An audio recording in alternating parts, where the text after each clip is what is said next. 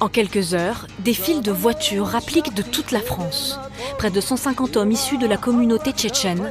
Pendant plusieurs heures ce dimanche, ils menacent et occupent le quartier des Grésilles à Dijon. D'où viennent-ils? Comment se sont-ils mobilisés aussi rapidement? Dans la diaspora tchétchène, il y a un levier très puissant, c'est le collectif. Le village, la famille, voire le clan, qu'on appelle le tape. Si un membre de la communauté a commis quelque chose de mal, soit d'illégal, soit d'incorrect, soit contrevenant aux règles, l'ensemble du collectif va se sentir entaché.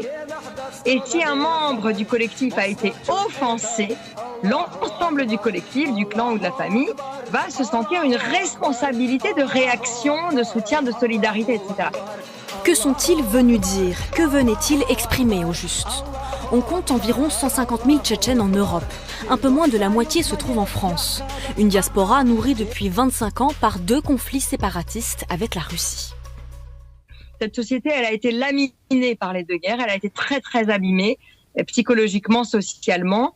Et donc, il y a quelque chose aussi sans doute qui se joue là, dans cette espèce de déménagement, là, d'une espèce de coup d'éclat ou de performance guerrière comme ça en pleine ville, avec aussi la convocation d'éléments identitaires. Simple démonstration de force alors pour dire son appartenance au peuple tchétchène. Mais justement, qu'en pense le reste de la communauté?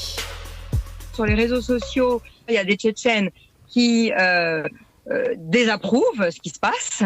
Il y a des Tchétchènes qui l'assument et le revendiquent en expliquant qu'il s'agit d'une défense. C'est-à-dire que nous, Tchétchènes, nous vivons en France, nous respectons la loi, la Constitution, l'état de droit, etc. Mais il ne faut pas venir nous chercher.